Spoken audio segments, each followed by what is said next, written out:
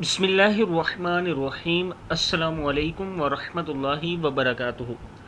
عابد رضا channel کی طرف سے آج میں اپنے دوستوں کو رسول اللہ صلی اللہ علیہ وآلہ وسلم کا ایک بہت ہی پیارا فرمان سناؤں گا۔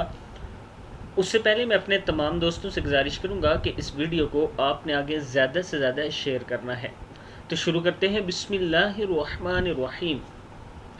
سارے گناہ معاف ہو جائیں گے۔ حضرت ابو سعید خدری رضی اللہ تعالیٰ عنہ فرماتے ہیں کہ رسول اللہ صلی اللہ علیہ وآلہ وسلم نے ارشاد فرمایا،